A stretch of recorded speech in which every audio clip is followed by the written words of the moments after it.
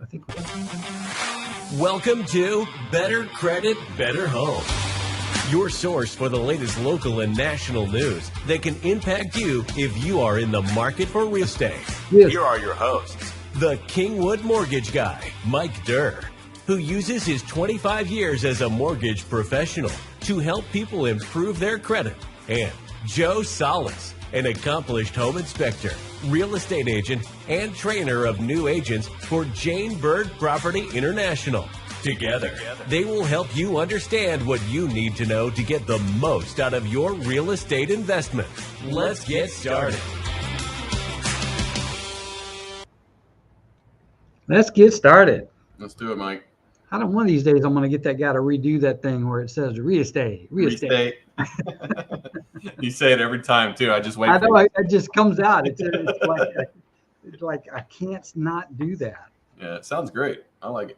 So a couple things happened this last week that are kind of encouraging me some encouragement and then some other negative stuff. But the thing I like is that we got two of the major investors out there that are vying to be the best first-time home buyer lender. And the program that they put out there, you probably have heard about it. I may have mentioned it before, but in the world I live in, you can't work with both of them. You can only work with one. Are you aware of that? Work with one what? There's two lenders out there, the two biggest lenders. And they basically said that if you work with him, you can't work with me. And they both kind of went, yeah, you can't work with them. That's so great. You work with one or the other. And we think that we're working with the right one. But that's kind of the thing that I wanted to go over today in this session about that. But we're also going to cover some information about what's going on in real estate and other stuff. But that's my part. What do you got? What do you got for us today? Market's picking up. You remember a couple of months back where we were saying, hey, now's the time to buy. The market's picking up. Yeah. Inventory is becoming a little bit tighter, and competition on homes is picking up as well. So definitely you still have time if you're out there looking for a house, but not too much time.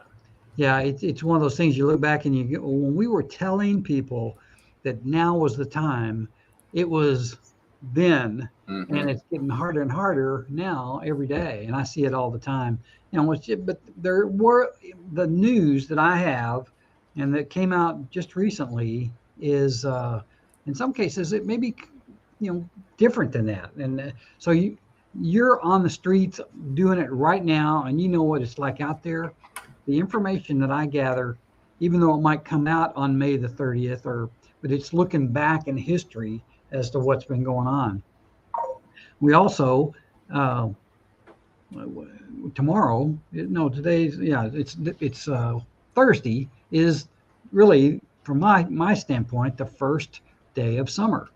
I mean, or the start of the third quarter. So the summer months are usually some of the most busy ones that you have all year. Tell people why that is. Why summer is such a big deal. Well, kids are out of school. That helps. People have a little bit more time. They're taking vacations. They can look for homes. Usually the summertime, more homes hit the market. Sellers are more apt to sell. What else you got, Mike? Well, I think one of the real big factors is the fact that they're trying to get in their new place before school starts next in the fall. Yep. And I see that as the biggest thing. And with school starting earlier and earlier, I mean, I think the kids 1st of August these days, it just puts a little more pressure on June and July to get things done. And that doesn't mean that deals don't happen every month. It's always something, but there's always a push at this time. And if you haven't already kind of got in that motion, you need to, just because it does definitely pick up. There's more inventory out there, like you said. And I was talking to a gal this morning, and she was she made this statement. She said, if my rental payment is over $1,500, I would much rather be putting my money in for a home. Well, I'm not a realtor and I don't know this, but I'm pretty much inclined to know that $1,500 does not rent much of a house these days. Am I right? And it won't buy much either on a monthly payment. So, Well, that's right. But at least what happens is, and what I was explaining to her is that she didn't understand how that worked, how when somebody buys something, and just the basic premise is that you're doing a couple things. One, it's an investment.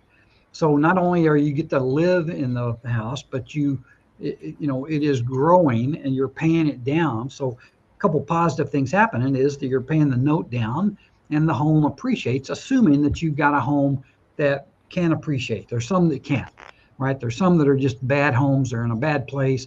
And that's why they need a professional like you to help them so that they can get in a home that has the potential to appreciate. If you don't take care of it, it's not going to appreciate. But if you do update it or put new floors or put paint on it or just keep it updated to a level, it'll appreciate and it will make you money. And as a matter of fact, most of the money that you put in that, you're going to get back. And that's the whole thing that we talk about is why this is one of the biggest and best investments that you're likely to make in your entire life. And to try to do it any other way than with somebody smart, other smart people around you can get you in big trouble. I can tell you that for sure. So anyway, I don't want to rant too much, but it was interesting that she said, I don't understand how that works. And, we assume that the people that we talk to understand that part of it, but a lot of them don't. They said, I think it's a good idea to buy a house. I just don't know why. So a lot of times you just need to kind of make sure that we don't surpass that and make sure that we explain it as best we can. So here's what I put down that we're going to cover today. This is a very eclectic slides today, but home prices are increasing. That's one of the interesting things for all those people that said that there was going to be a market crash or a real reduction in home prices. Not even close. I mean, home prices are going up. Home sales are lagging, but the point is they're lagging based on last year's sales. I mean, keep in mind, up until really June of 22, it was fast and furious. And we're just now getting to that point where we see that difference. So they're lagging last year, but they're not really lagging. They're actually starting to accelerate a little more. Inventory is increasing, but ever so lightly. And it's I'm still on my thing about the people like myself that aren't selling. I mean, they're just not listing because they don't want to give up the rate. I think that's a big void in the natural market that's out there. Interest rates are being stubborn. I had a couple gifts that I tried to put in the thing that were, to me, amusing, and it was going to be my fodder for the humor section today, but I couldn't get the darn things. The gifts were so big that they wouldn't upload into the software, so I had to kind of abandon them. But anyway, that's not the worst thing that's happened. Interest rates are being stubborn, so the premise was a headwind. People were walking against the wind that was blowing them, and it was really hard. So top lenders in a battle, that's what we're going to talk. And then really the main thing that I wanted to share was the first time home buyer program rocks, or this particular home buyer program rocks. And it rocks mainly because it's not being subsidized with the rate that you pay, which is what most of them do. So with that, I'll get started. Sales versus rates. Now, I realize that this chart may be hard to read, but the main line, this orange line that is in the middle here, it really what we're talking about is the last part of it. And as rates got up, and they got up to probably 6.5%, and then they went back down, and then we were doing deals like at 5.99, like the one you closed this morning. Well, just in this last 10 days, they've gone back up to about 7%. And I quoted one today at 6.99. Oh, wow. That's a full point above what it was. And we had 10 straight days of bond market negativity. I mean, it was just consistent. Today was the first day out of the last 2 weeks that we actually had a little bit of relief. But what happens is, if you look at this chart, if you can see the grayish area behind the line, Yeah. see that sales, as the rates went up, the sales went down. Yep. That's really what it's telling you. And it's just common sense. I mean, that just makes sense. So it is a headwind, if you will. But, you know, I am a little frustrated, but I'm getting ahead of myself. So people that have owned houses for the past 2 years are just not selling. And if you've owned for more than that, you're not selling, even though a lot of us, myself included, would like to sell now. But more people are moving to Texas than any other state in the U.S. The normal flow of existing sellers selling, it's been disrupted. It's one of the problems that we have, where we already had a low inventory. And this represents, I don't even know, I don't know if there are numbers that show how much of a reduction in inventory that would be accounted for. Do you have any idea? Negative. No. But I did just read an article that another California company was shutting its doors over in California and moving to Texas in Frisco area. Yeah. Oh, nice. Yeah, that's a good area, and up in Dallas. Well, as you can imagine, homeowners are reluctant to give up their 3% mortgage rates, because here's the perspective I have in my personal case, is that we have a nice home. We've lived in it a long time. We wanted to make some modifications to our living. We're not scaling back a little bit, but a little bit, right? A little less square footage to take care of, maybe a smaller yard to take care of. But to do that, and at the current rates, our rate would go up close to double. And you just go, well, that doesn't make any sense. Mm-hmm. So we're going to sit tight. I think there are a lot of people like myself that are doing the same thing. Yeah. So just be aware of that. At some point in time, it's going to break open. Rates are going to get to a point where it doesn't matter. I do believe that. But it's amplified the problem of low inventory is the key thing. And I think that's why home prices aren't going to go down.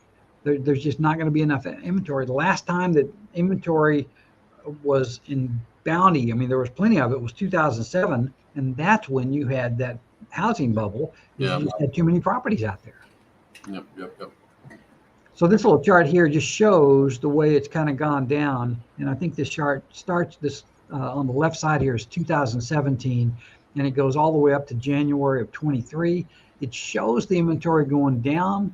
I'm going to show you another slide in just a minute that shows a little bit later than January of 23, and it shows a little bit of an increase in inventory, which is, I think, a good thing. All right, I've showed this before, but Forbes magazine published February 9, 2023, and they look at a study from the moving companies and where the moving companies are transporting people, right? This is pretty good information. It's a good place to look for it. And they said right here, Florida and Texas experienced the highest influx of people in 2021 at around 221,000. So they look at that and they go, yeah, well, people are moving there. And then they broke it down in another part of it that said Texas and Florida, which, I mean, that just makes sense. There's nobody that's going to argue with that. I think I took the slide out. Maybe I didn't. Let's see. The next slide showed the two states where people were moving from. Do you remember what they were? California. California was New York. New York. Right. Yep. So this is a very recent thing, and it kind of uses all the big wigs, Case-Shiller, FHFA, CoreLogic, Black Knight, and Zillow, and they're showing the appreciation. Now, in January, Case-Shiller showed minus 2%. FHFA, now Case-Shiller, what they do is they include cash buyers in there. And that's an interesting part. FHFA strips out cash buyers.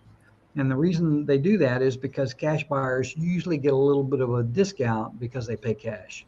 Yeah. So that might be the difference in those two. CoreLogic and Black Knight, and these guys, I don't know where, I mean, they get their information wherever they get it. But FHFA, I think, is the best one. But if you look at that, all of them go from being negative in January to being positive in February, and then in March, CoreLogic up 1.6, FHFA 0.06. So that is, you do that for 12 months, and all of a sudden you're looking at a 4, 5, 6% appreciation for the year. Yep. And that's what people are Which saying. is average. Which is average. Yeah. I mean, it's a little higher than the average, but it's right there. And so I think that if you're out there listening and you're thinking about buying and worrying about buying in a market that's oversold or maybe undersold, this is pretty good indication that you're going to continue to appreciate. And that's one of the things that would be important to me. It's a buying signal. This is the housing inventory slightly up. Now this, I don't know what USEHI is, but you can see that in April, there was a slight uptick in inventory. And this kind of shows what we looked at a minute ago, and it got down to January 23, and it just kind of stayed flat. But just now, and keep in mind, this is for the US. This doesn't necessarily mean Texas, but I thought it was interesting just to see that there is a little more inventory. And when do you want to buy? When there's a little more inventory, because that makes the prices, at least you have options out there, and the prices could be a little bit lower. I had that. I guess it got out of place. California, New York. Right. So this is the 1% down program. And I'm not even certain that I'm going to call it a 1% down, but it's designed that way. So you know that there's a Freddie Mac and a Fannie Mae 3% down first-time homebuyer program, right? They do a couple things. One, they're conventional loans, both of them. They have a 3% minimum down payment, which is to offset or maybe to compete with the 3.5% FHA. Yeah, FHA. The way that they treat the mortgage insurance is the big factor. And on FHA, you pay the mortgage insurance, the monthly mortgage insurance for the life of the loan, plus you pay a 1.75% upfront mortgage insurance premium. Rates are usually good on the FHA, but this is better because, one, there's nothing. This is a true grant. In other words, these guys are granting this to be competitive in the marketplace. They're not adjusting the interest rates to get this grant. So if you were going to put 3% down, you'd get this rate. If you did the 1% and let them give you the extra 2%, or in one of their places, just they go up to $4,000. But the rate's the same. And that's a big deal to me. So you're not paying for it. It's actually a bona fide grant. That's cool. On both of them, the thing that holds them back, now, and honestly, you don't even have to be a first-time home buyer on this. You can qualify for this, at least with the Home Possible, you can do that. And this is what Freddie Mac does. But your income is the thing that holds you back, and it's 80% of the median income. Well, I did a little research. I got all of the from A to Z. A to Z. The adjusted or the annual median income limit for each county in Texas. That's cool. The whole United States one. And I found it to be kind of interesting because as I was going through here, I found that I looked up all the counties that are in and around Houston or Harris County, and all of them have the same median income. And 80% on every one of them is the same, according to this chart. Okay? And it's not bad. So 80% in Harris County and Montgomery County and Brazoria County and Fort Bend County and Chambers County and Galveston County and Liberty County and Montgomery County. And I think Waller is the last one. Waller, they're all the same. And you can make, it's easy for me to say, $6,053.33 a month. Now, that's a good price range, and especially to get in this program. So this is what happens. If you are, you have to have a minimum of 620 FICO score. You know what, I'm going to go. I want to stay on this slide for just a minute. If you wanted to copy down this URL, or you can contact us and I'll give you this URL. But this is a website, and it tells you what the eligibility is in that. Not dissimilar from USDA, but this is not, I mean, what this says is if you live here and you make under $6,053.33, you're going to be able to qualify for a house. I like that.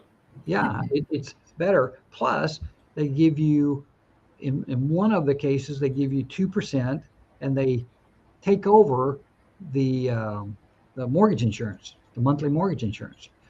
On the other one, they give you up to $4,000 in a credit towards your either down payment or your closing cost. And there's no cost to it. It's a bona fide grant, and you just start qualifying for the loan. And it's not dissimilar than what they did with Obama when he gave you $8,000 back, 10 years ago or whatever it was. So they're excited about it. Obviously, I'm going to go over a few things with it. Do you have any questions on this first slide, Joe? No, I that program sounds amazing, especially since it's a conventional loan, and there are some other benefits to that. So here are a couple of things, and I found these. I studied this today. Details of the 1% down program. Homebuyer education is required. I was just going to ask you about this. Yep. 620 minimum FICO score. Debt ratio must meet Freddie Mac guidelines, which is usually in the 45 range is max. 45. Now, what's going to happen is the lower your FICO score, the lower the debt ratio is going to be. So, if you don't have a lot of debt, that's good. The interesting thing I found is the way they calculate the income. So a married couple can go in there, and one of the spouse that has a decent salary, let's say I had one today that was $68,000 she made. So she's right there. And her husband makes like 120. They don't even count as income. She can apply by herself. What? I know, it's crazy. Married, not required to use the spouse. If they have a salary and somebody, let's say they make $5,000 a month in their salary, and then they get commission on top of that, you don't need to consider the commission. Wow.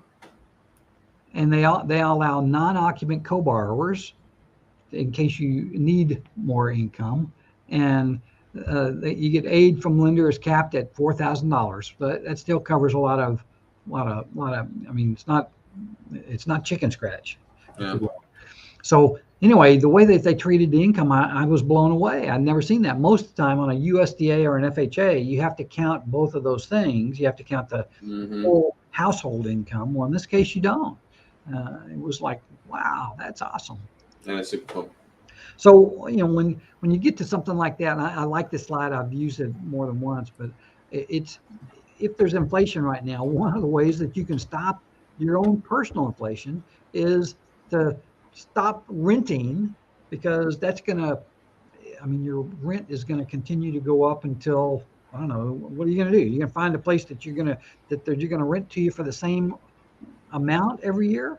Well, that might be your mom and dad, and you're living in the basement or something. If we had basements, there's no basements over here. No basements. Living in the attic, maybe. There's no in the attics either. Anyway, living at home.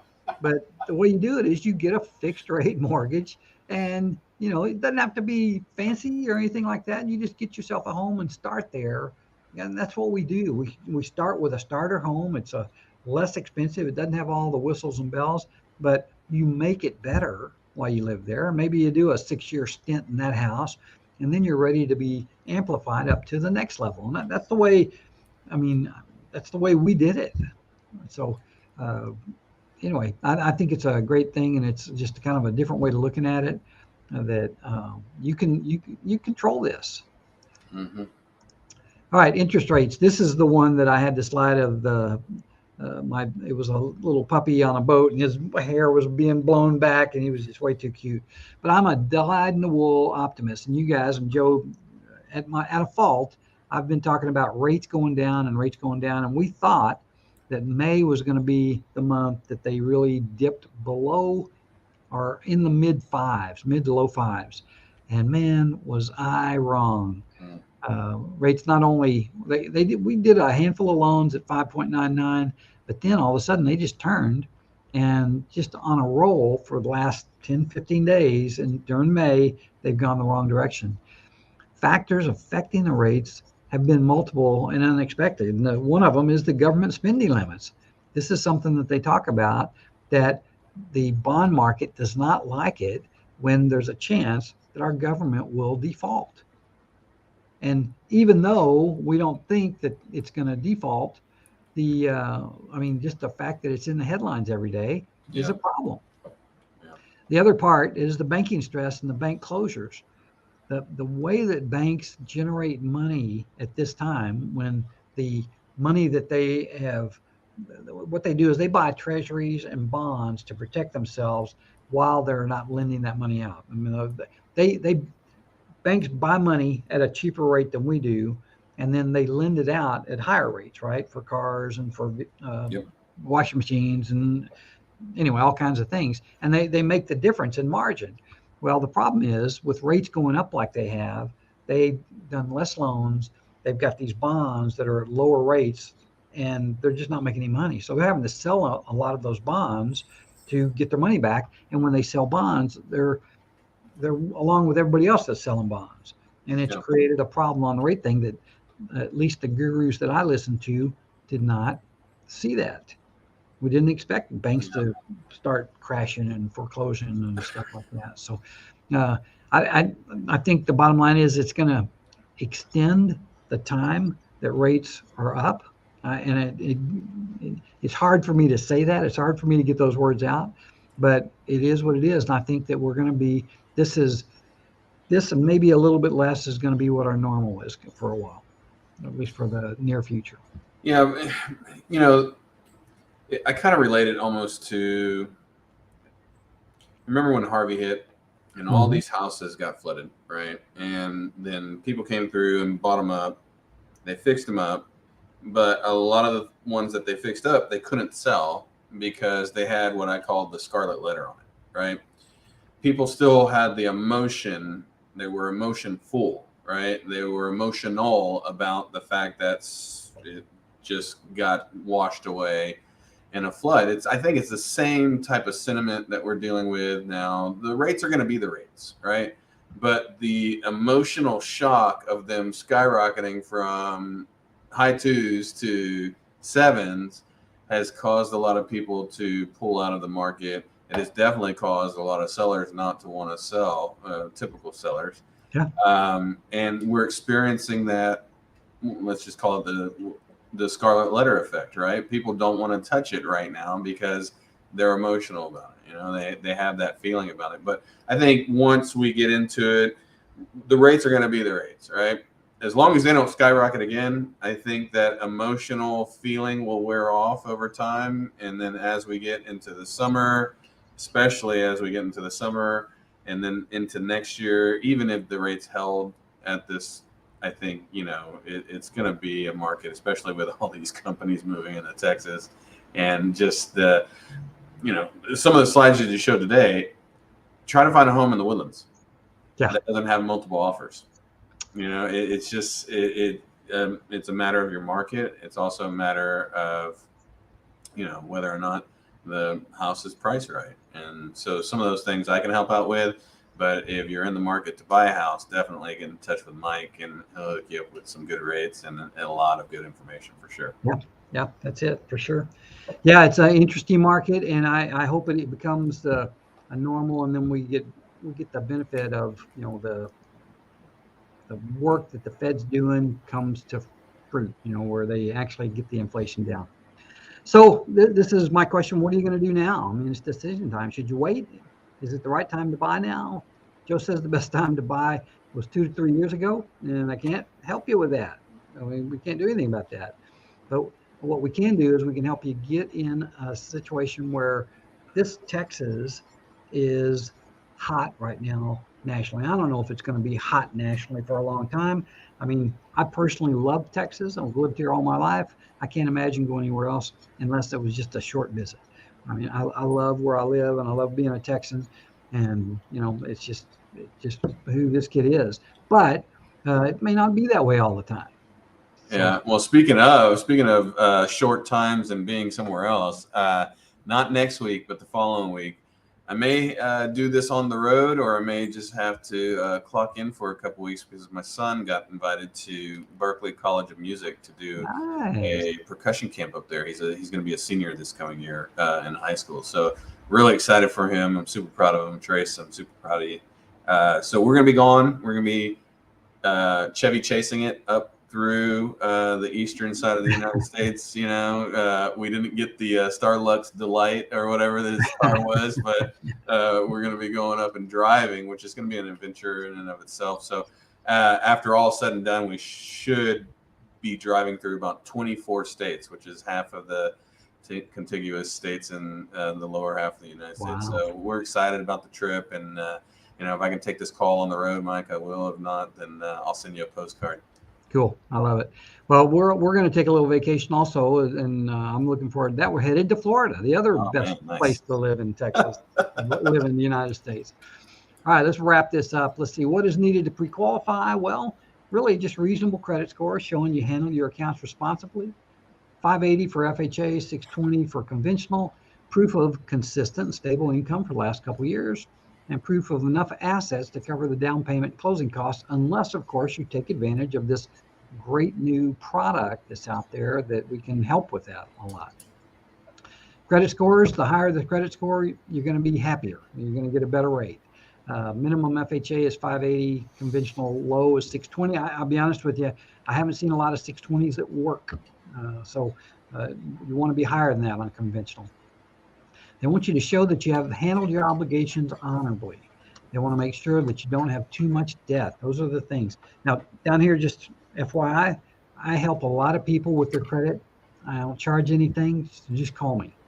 Mike, does that handling obligation honorably, does that include or not include cussing at the screen when I pay my bills? That would be on the edge there. With that one. What determines if you qualify? Yeah, paying bills, not fun. Key factors: your debt to income ratio. How much money do you make versus how much do you obligated for?